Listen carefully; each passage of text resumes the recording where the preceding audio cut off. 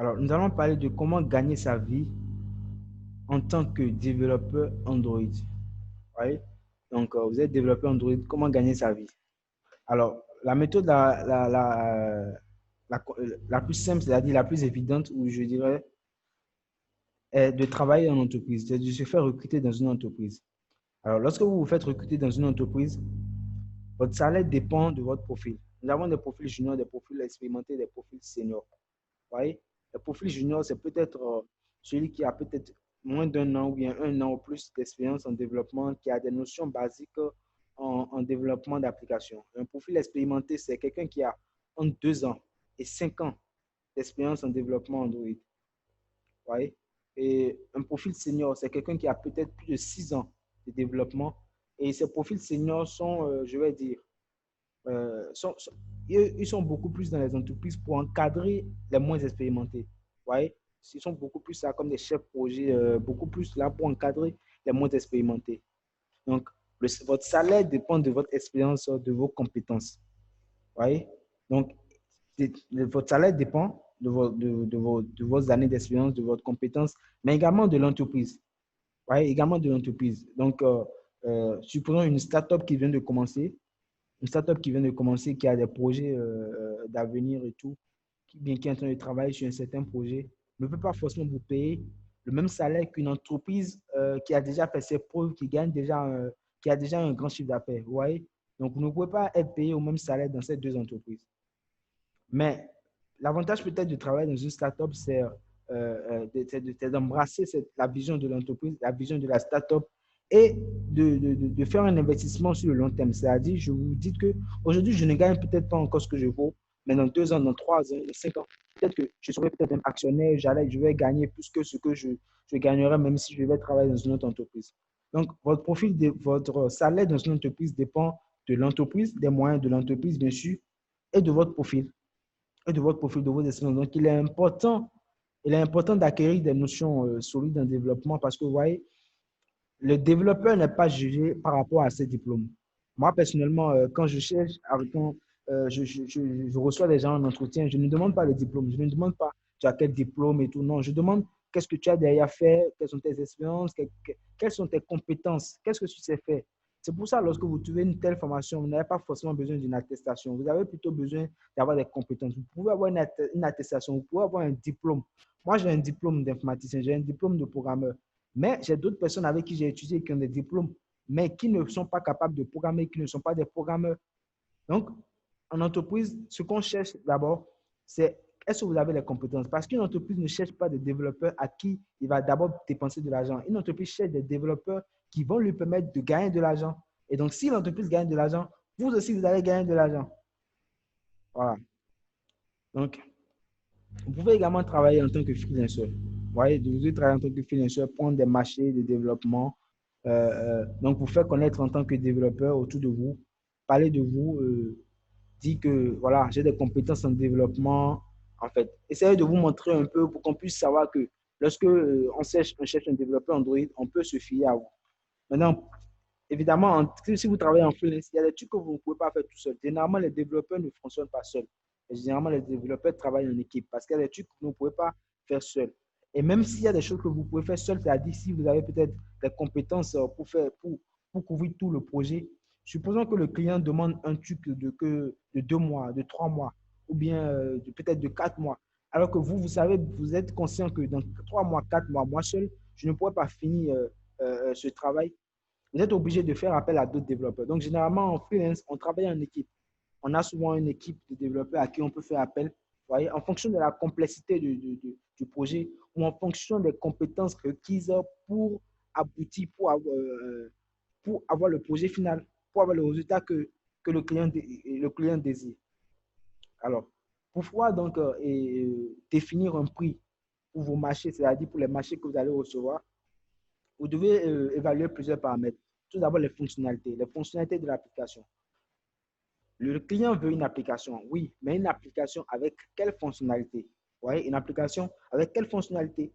Parce que s'il y a une fonctionnalité qui peut prendre peut-être 1 heure, 2 heures, 3 heures à être développée, d'autres applications peuvent vous prendre toute une semaine, d'autres fonctionnalités plutôt peuvent vous prendre toute une semaine ou 2 semaines ou 3 semaines. Donc, vous devez regarder les fonctionnalités de l'application. Le tout, il y a quelque chose en développement, le tout ne suffit pas de dire je sais le faire. Même si vous avez déjà eu à faire quelque chose avec une autre application, vous pouvez vouloir implémenter cette même chose dans une autre application, mais vous serez confronté à des difficultés qui sont liées aux autres caractéristiques de ce projet. C'est-à-dire, vous avez deux projets différents. Vous avez déjà aidé à définir telle fonctionnalité dans un autre projet.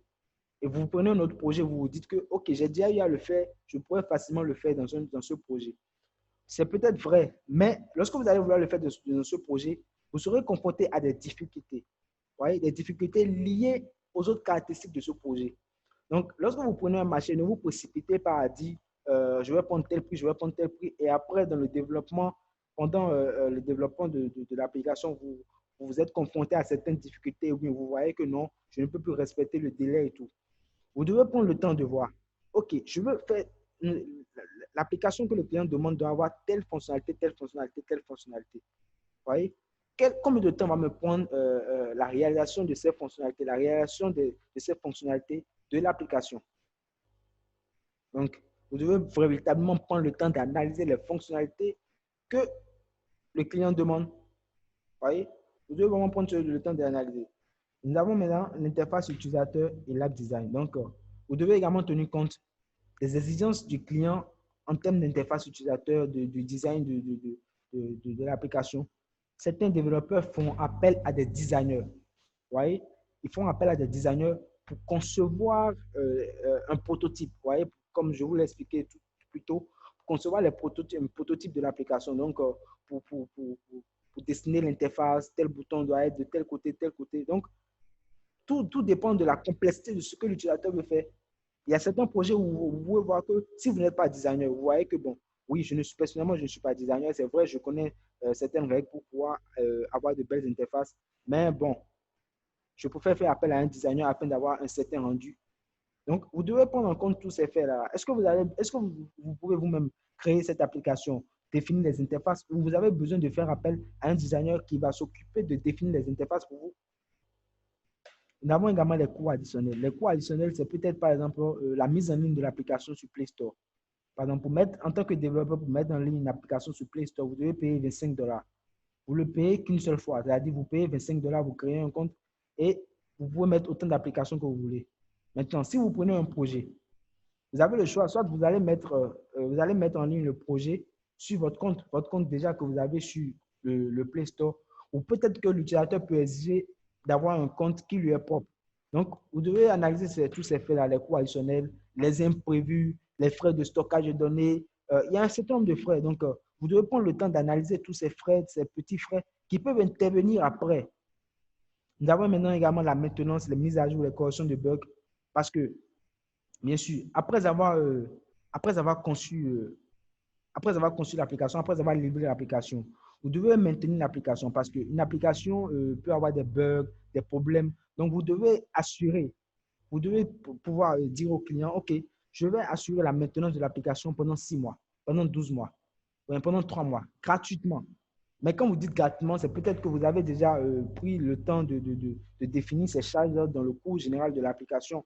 Ou soit vous définissez carrément un prix déjà. Vous dites, je vais m'occuper de la maintenance de l'application pendant 3 mois, pendant 6 mois. Donc, quel que soit le problème auquel vous serez confronté, vous pouvez m'appeler, je serai là, je vais répondre présent pour résoudre ce problème. Parce que même si vous êtes un développeur avec 10 ans d'expérience, 20 ans d'expérience, vous serez toujours confronté aux bugs.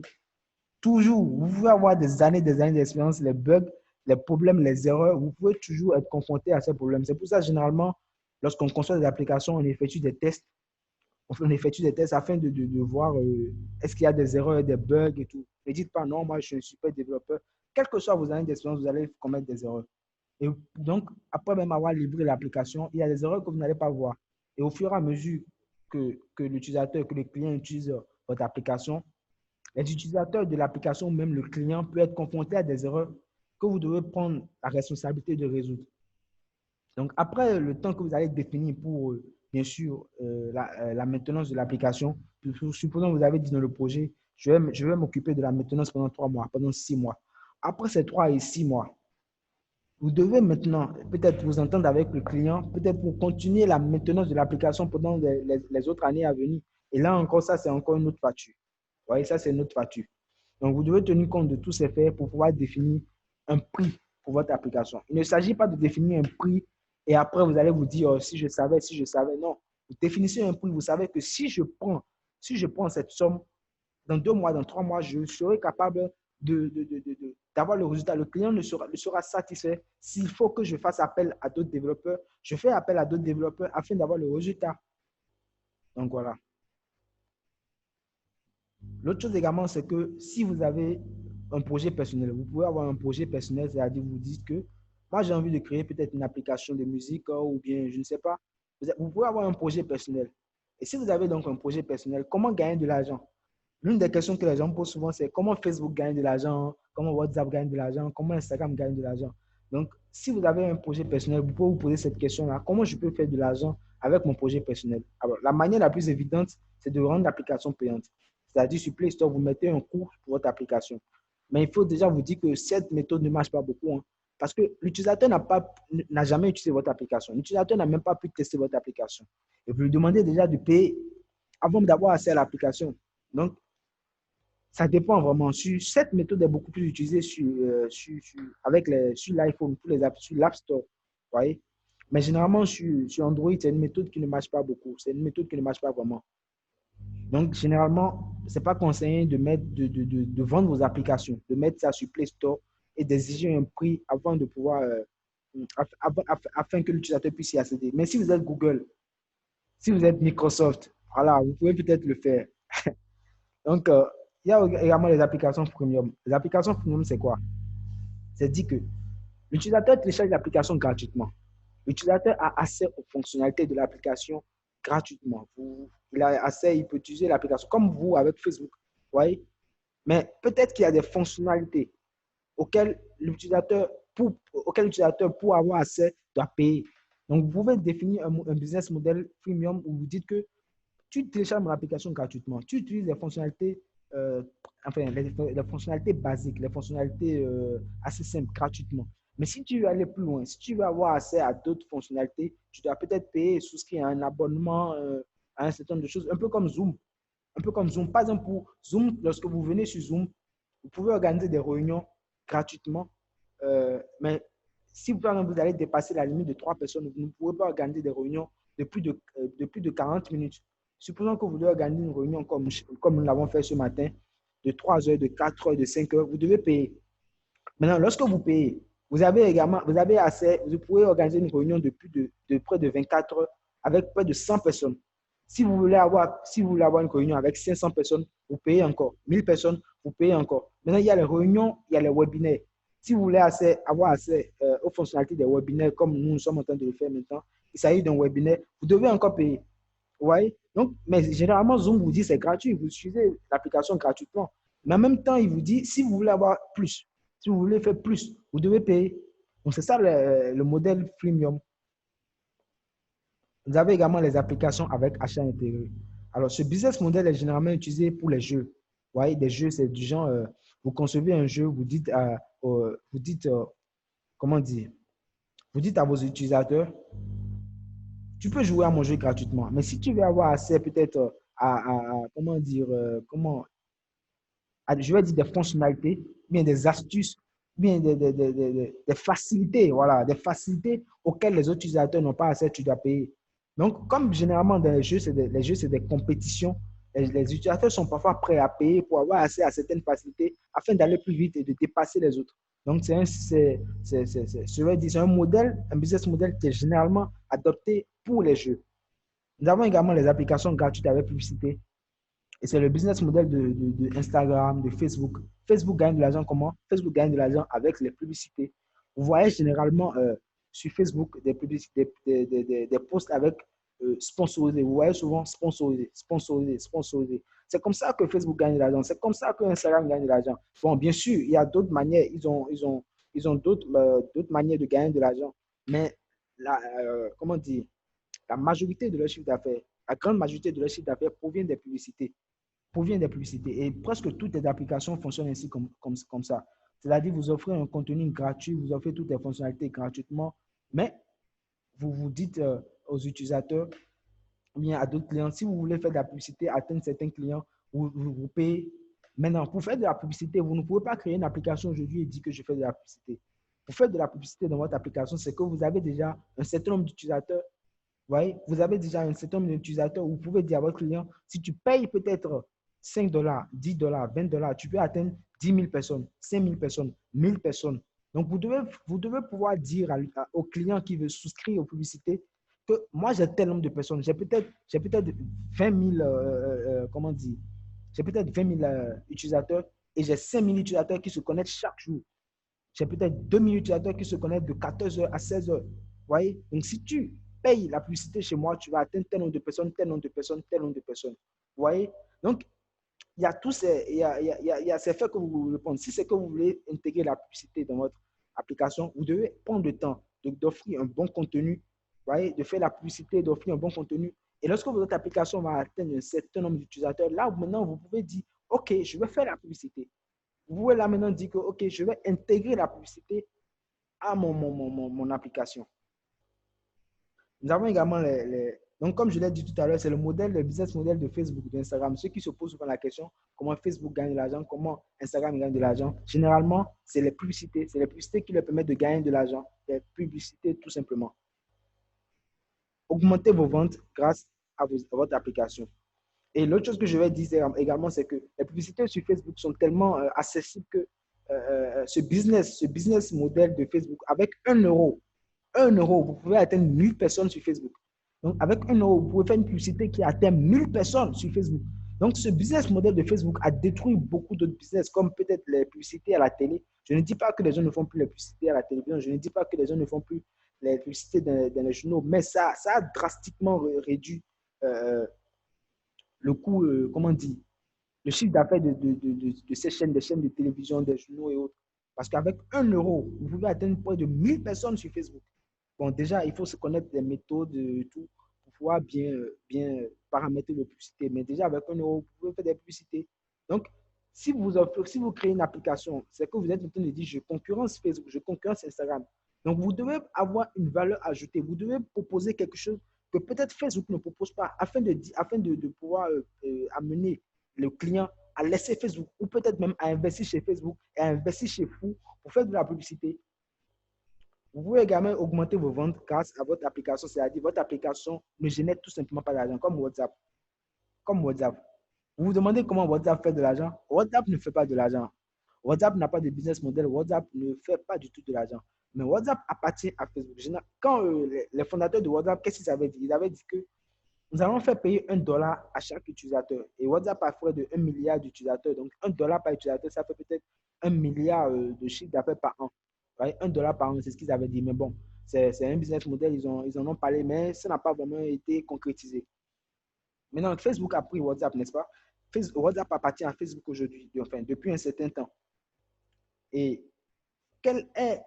comment se fait-il que Facebook dépense autant dans la croissance de WhatsApp alors que WhatsApp ne fait pas directement de chiffre d'affaires? C'est tout simplement parce que les données, nos messages, en fait, les données qui transitent sur l'application WhatsApp permettent à Facebook d'offrir de meilleures publicités, permettent à Facebook d'augmenter sa base de données d'utilisateurs. Vous voyez? Donc, WhatsApp ne fait pas directement de l'argent, mais permet à Facebook, Instagram de faire de l'argent. Donc, vous pouvez créer une application qui ne vous permet pas directement de faire de l'argent, mais qui vous permet, voyez, peut-être qui vous permet peut-être de faire indirectement de l'argent parce que comment dire, à partir de votre application, l'utilisateur est redirigé vers peut-être votre site web ou bien tout simplement, vous parlez de vos produits, vous faites la publicité de vos produits et tout, et vous dites à l'utilisateur, si tu veux aller plus loin, c'est-à-dire si tu veux plus, contacte-moi. Donc, vous pouvez créer une application qui ne génère pas directement de l'argent. Par exemple, les entreprises. Les entreprises peuvent créer une application, voyez, qui ne génère rien, mais ils dépensent de l'argent. C'est-à-dire, vous, en tant que développeur, vous avez pris des frais de développement, vous prenez les frais de maintenance peut-être chaque 3 mois, chaque 6 mois, tous les jours, chaque trimestre, ils dépensent peut-être des millions pour maintenir l'application, alors que l'application ne génère pas directement l'argent. C'est tout simplement parce qu'il veut fidéliser ses utilisateurs. Vous voyez, une entreprise, par exemple, peut créer une application qui permet juste à l'utilisateur, chaque fois dans son portable, de pouvoir voir le nom de l'entreprise et de pouvoir entrer, de pouvoir voir les produits qu'offre l'entreprise, tout simplement. Et cette présence de l'entreprise dans le portable, dans le smartphone comment on appelle, de l'utilisateur, génère de l'argent parce que ça permet, comment on appelle, comment dire, ça permet aux utilisateurs de voir tout le temps l'application, de voir tout le temps l'entreprise. Donc, tout le temps, l'utilisateur est confronté à cette application. Peut-être même, des fois, il entre pour voir, bien peut-être il reçoit des notifications et tout. L'application peut ne pas générer directement de l'argent, mais peut permettre de fidéliser vos clients qui vont à leur tour, comment dire, souscrire je vais dire, à vos services. Voyez, à vos services. Donc, tout dépend du business model que vous voulez adopter. C'est à vous de réfléchir. C'est à vous de réfléchir. Une application payante, application premium, application avec achat intégré, application gratuite avec publicité. Augmentez vos ventes grâce à votre application. Voilà. Donc,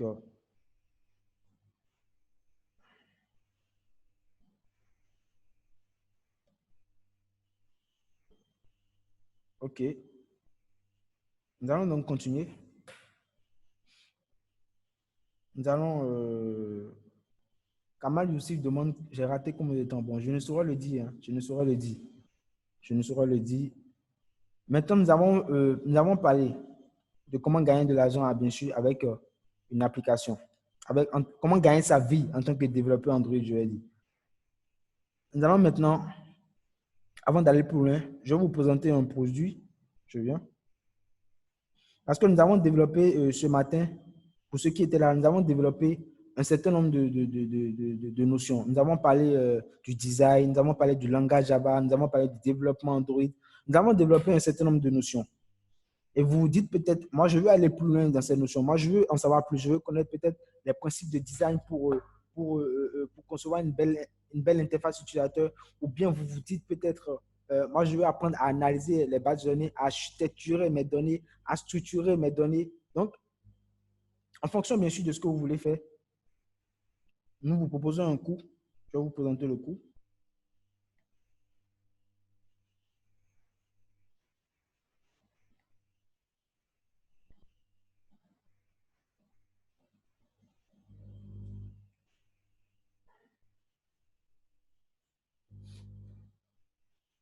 Donc, vous allez sur, vous tapez transworldpodia.com. Transworldpodia.com. Vous aurez accès à cette interface. Donc, ici, vous avez deux cours, principalement deux cours. Un cours devenez développeur professionnel Android et un autre cours design pour développeur mobile. Vous voyez? Donc, sur ce premier cours, devenez développeur professionnel Android, puisque c'est de ça qu'il s'agit. Si vous cliquez sur voir la formation, alors ici, vous avez accès à 107 vidéos. 107 vidéos et bien sûr 58 ressources téléchargeables. Les vidéos ne sont pas téléchargeables, mais vous avez accès à 58 ressources, c'est-à-dire des fichiers PDF que vous pouvez télécharger. Vous avez un module Java. Nous avons parlé ce matin du Java, qui est l'un des langages les plus utilisés et qui est utilisé dans le développement Android, voyez, mais qui est utilisé également pour concevoir des logiciels. Donc, et nous avons également dit que le Java, de par sa complexité, parce que c'est un langage orienté objet, lorsque vous avez la maîtrise du langage Java, vous pouvez facilement apprendre d'autres langages. Vous pouvez apprendre tous les langages que vous voulez, que ce soit PHP, que ce soit C++, que ce soit, que ce soit le langage C, qui est un langage procédural. Parce que j'ai dit ce matin que nous avons le langage procédural et nous avons le langage orienté objet. Et Java, c'est un langage orienté objet. Vous voyez? Donc, si vous maîtrisez un seul langage orienté objet, vous pouvez facilement maîtriser d'autres langages, Kotlin, PHP, C++, tout ce que vous voulez. Donc, vous avez un module. Voyez, vous avez un module qui vous permet d'acquérir des notions, de solides notions de développement en Java. Voyez, en Java. Mais quand je parle du Java, je tiens à le dire, ce n'est pas que le Java. Avec ces notions, vous pouvez facilement apprendre n'importe quel langage. Parce que la programmation, c'est juste des principes. C'est ce qu'on appelle algorithmique. C'est les mêmes principes partout. Vous avez les structures conditionnelles, vous avez les boucles, vous avez les variables, vous avez les structures de boucles. C'est les mêmes choses partout. C'est juste, les notions, les appellations qui changent d'un langage à un autre. Sinon, c'est la même chose partout. C'est à vous de connaître les règles. Si vous connaissez les règles de base, si vous savez comment un programme fonctionne, comment l'algorithme fonctionne, les variables, les structures de boucles, les structures conditionnelles, les tableaux, objets, fonctions, méthodes, tout ça, si vous connaissez tout ça, vous pouvez facilement apprendre n'importe quel autre langage. Nous avons également un module sur la conception des interfaces utilisateurs. Donc, nous avons parlé d'un certain nombre de règles aujourd'hui, des règles utilisées par Facebook, YouTube, Google, WhatsApp, toutes ces applications que nous utilisons tous les jours, ces règles qu'ils utilisent pour concevoir, avoir de belles applications. Et comme je vous l'ai dit, vous n'avez pas à être un super designer et à réinventer quoi que ce soit. Tout existe déjà. Vous devez juste connaître ces règles, ces principes, ces notions qui ont déjà été définies afin de pouvoir avoir de belles interfaces utilisateurs. Parce que si vous concevez une application, mais qui a une interface, un design pourri, une expérience utilisateur désagréable, l'utilisateur ne reviendra jamais sur votre application. Si vous utilisez Facebook tout le temps, WhatsApp tout le temps, ce n'est pas d'abord parce que WhatsApp et Facebook ont des utilités, je vais dire, ce n'est pas d'abord parce que WhatsApp est une application de messagerie ou encore parce que Facebook c'est un réseau social. Il y a beaucoup d'autres réseaux sociaux. Il y a WhatsApp, il y a Messenger, il y a d'autres applications, il y a Telegram. Mais pourquoi vous utilisez WhatsApp? C'est également parce que vous avez une expérience utilisateur agréable sur WhatsApp. Des fois, même les gens, quand tu discutes avec eux sur Messenger, ils te disent « Donne-moi ton WhatsApp. Donne-moi ton WhatsApp. » Pourquoi vous préférez WhatsApp par rapport à Messenger alors que sur WhatsApp, vous pouvez discuter et sur Messenger, vous pouvez discuter? C'est à cause de l'expérience utilisateur. Vous voyez? C'est à cause de l'expérience utilisateur. C'est à cause de l'interface utilisateur. Donc, pour connaître tous ces principes prédéfinis, nous abordons tous ces principes dans ce module. Concevez des interfaces utilisateurs belles, efficaces et conviviales. Nous avons également parlé du prototypage. Le prototypage, nous l'avons dit, si vous avez une idée d'application, au lieu de commencer tout de suite à développer, vous pouvez concevoir un prototype que vous pouvez présenter au client. Ou si c'est un projet personnel, le prototype vous permet tout de suite de visualiser le rendu final de votre application. Au lieu de commencer tout de suite à coder, vous prenez le temps de concevoir un prototype. Vous pouvez concevoir un prototype avec un crayon, un stylo et une feuille, ou vous pouvez utiliser les outils dont je vous ai parlé. Personnellement, je vous ai dit que j'utilise moi Just in Mind Prototype. Il y a plein d'autres outils que vous pouvez utiliser. Nous abordons tout ceci dans ce module.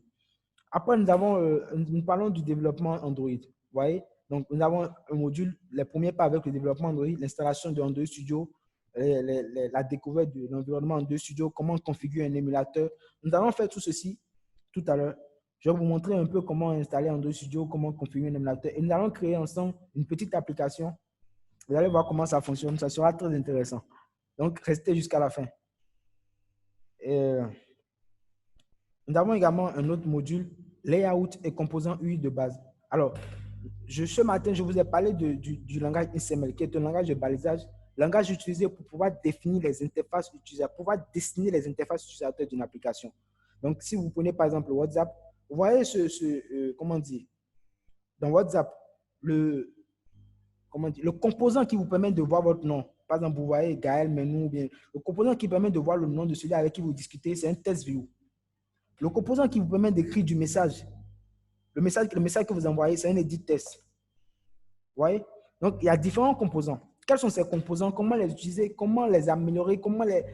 Toutes ces notions, nous abordons dans ce module Layout et composants UI de base. Alors, ici, nous avons les fondamentaux. Les fondamentaux, c'est quoi? Nous avons, par exemple, comment interagir avec les composants.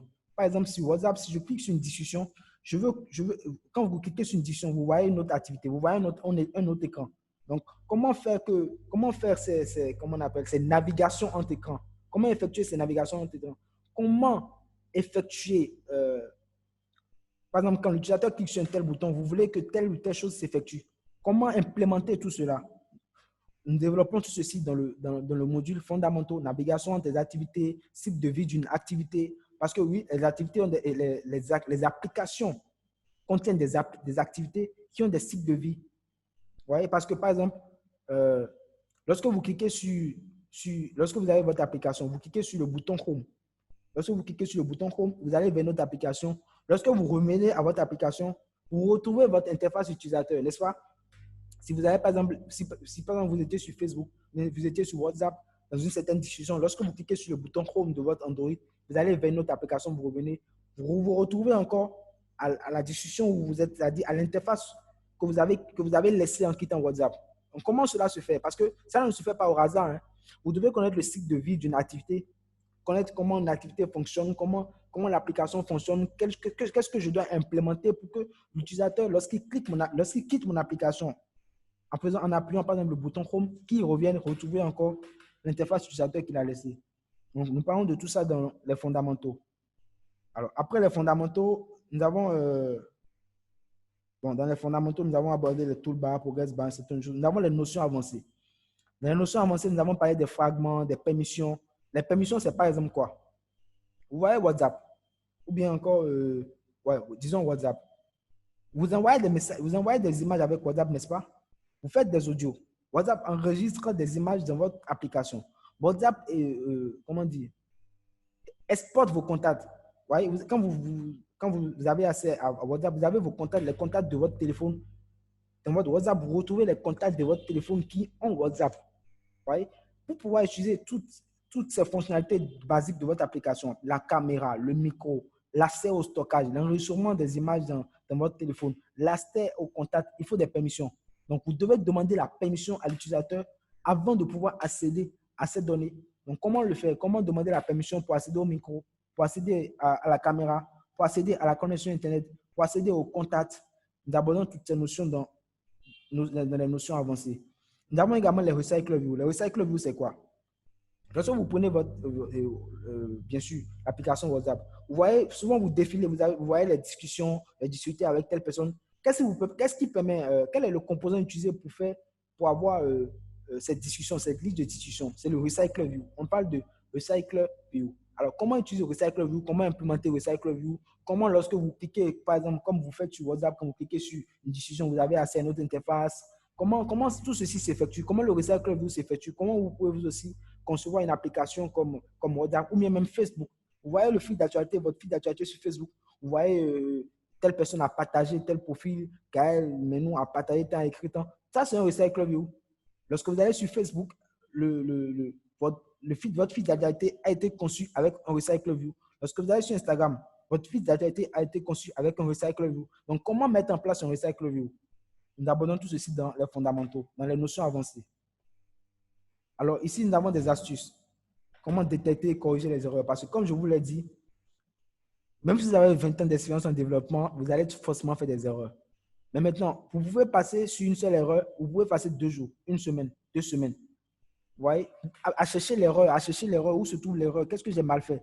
Mais il y a déjà des astuces qui existent pour vous aider à aller plus vite. Mais ces astuces ne sont pas forcément accessibles à tous parce qu'il y a des astuces comment dire, que vous développez, il y a des notions que vous développez avec de l'expérience. Donc, ce sont ces expériences que je partage avec vous ici. Comment facilement détecter et corriger les erreurs dans votre code. Vous voyez, pour ne pas perdre 2 jours, 3 jours, 4 jours sur certaines erreurs. Je ne dis pas que vous n'allez pas faire perdre du temps sur certaines erreurs parce que une chose est de détecter l'erreur, mais une autre chose est de corriger l'erreur. Ah oui, une chose est de détecter l'erreur, mais une autre chose est de corriger l'erreur. Donc, effectivement, je vous dis comment détecter et corriger les erreurs, mais il y a des erreurs auxquelles vous allez faire face, mais qui va forcément vous prendre 2 jours, 3 jours, même si vous connaissez comment résoudre cette erreur-là. Mais déjà ici, nous partageons des astuces pour vous aider à aller plus vite. Parce que si vous êtes débutant, si par exemple un expérimenté passe 1 semaine à résoudre une erreur, le débutant va passer combien de temps? Peut-être 6 mois. Peut-être 6 mois. Donc ici, nous partageons des astuces qui vous permettent d'aller plus vite pour résoudre facilement vos erreurs et aller rapidement, quoi. Ici, vous avez l'analyse et la conception des bases de données. Comme je vous l'ai dit ce matin, pour stocker des données, pour stocker peut-être votre photo de profil, vos noms d'utilisateurs, vos messages, vous avez besoin des bases de données. Mais une base de données, il faut réfléchir à l'analyse. Il faut réfléchir à l'architecture, à la structure. Comment stocker les bases de données? Comment récupérer les informations de la base de données? Vous pouvez même aller plus loin. De sorte que vous pouvez créer une application où quand même l'utilisateur n'est pas connecté, il peut faire des interactions avec eux. Il peut interagir avec votre application. Il peut envoyer des messages. Il peut faire certaines choses, un certain nombre de choses. Nous parlons de tout ça dans l'analyse et conception des bases de données. Comment analyser les données, comment récupérer les données, comment architecturer les données. Nous parlons de tout ça. Avec des cas pratiques, avec des exemples pratiques, assez pratiques. Et pour finir, vous avez en pratique le développement d'une application de chat appelée Personal WhatsApp. Donc, Personal WhatsApp, c'est une application que nous avons juste conçue dans le cadre de ce projet pour vous permettre d'acquérir, de consolider toutes les notions qui ont été abordées jusque-là. Donc, ici, vous allez aborder les notions de design, les notions de base de données, enfin, Java, comment créer une application de A à Z. Parce qu'une chose est de vous apprendre comment créer une application, mais une autre chose est de vous montrer comment créer une application, comment corriger les erreurs. Parce que pendant le développement, ça a été un développement qui a été fait directement avec vous. C'est-à-dire que vous pouvez voir les erreurs auxquelles on a été confronté, comment on a pu résoudre ces erreurs, comment on a fait l'analyse des données, comment on a architecturé les données, comment on a récupéré les données. Tout, vous avez tout. Et à la fin, vous avez des ressources. Par exemple, vous avez tous les codes sources de l'application. Vous voyez, vous avez tous les codes sources de l'application de chat. Vous avez les codes sources de l'application de chat. Vous avez des documents PDF, un certain nombre de choses pour pouvoir, bien sûr, continuer à réviser même après ces vidéos. Je vais vous montrer un peu, avant qu'on ne passe à la phase pratique, l'application de Personal WhatsApp que nous avons réalisée.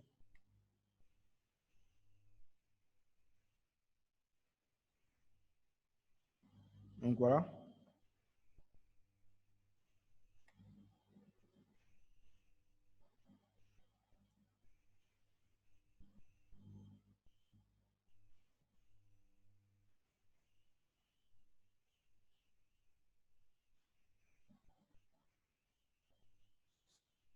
Alors, comme vous pouvez le voir ici, nous avons 4 interfaces. Ouais, nous avons principalement 4 interfaces. Nous avons une interface de chargement. C'est-à-dire, par exemple, quand vous lancez votre application, il y a un certain nombre de choses qui doivent s'effectuer. Donc, pour ne pas afficher un écran noir ou bien un écran blanc à l'utilisateur, vous pouvez définir un écran de chargement. Ici, vous avez ici Personal WhatsApp. L'application s'appelle Personal WhatsApp. Ici, vous avez un écran de chargement. Ici, vous avez la première interface que l'utilisateur voit lorsqu'il se connecte à votre application. Après, bien sûr, l'écran de chargement.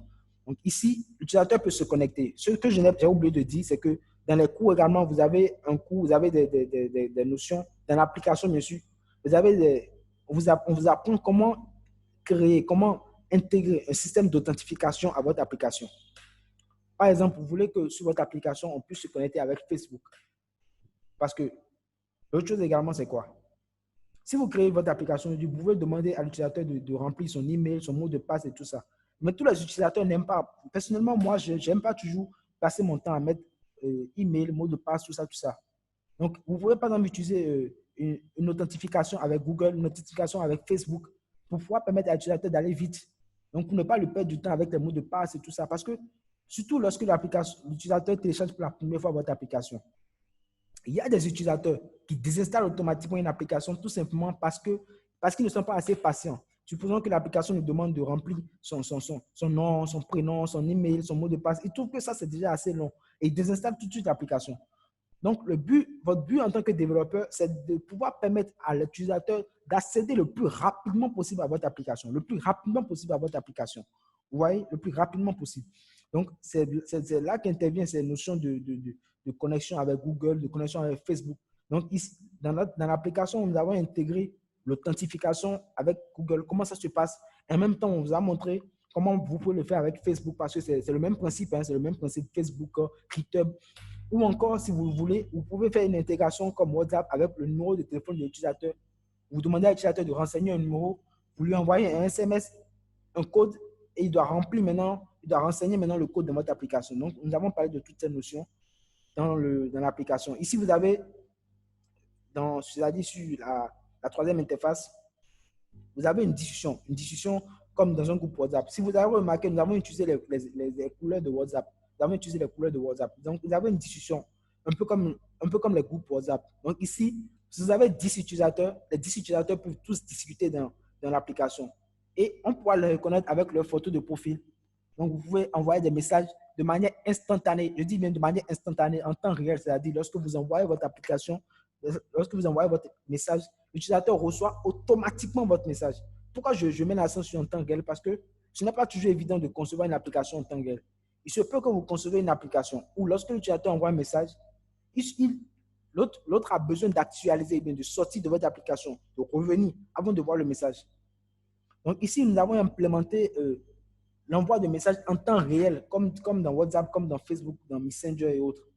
Et ici, bien sûr, à la fin, vous allez voir, vous pouvez changer votre photo de profil, définir un nom ou encore vous déconnecter. Donc, ça, c'est juste un cours que nous vous offrons si vous voulez aller plus loin en développant Android, si vous voulez aller au-delà de toutes ces notions abordées et devenir véritablement un développeur professionnel. Et à la fin, vous avez un certificat de fin de formation, un certificat d'achèvement qui prouve que vous avez suivi une telle formation.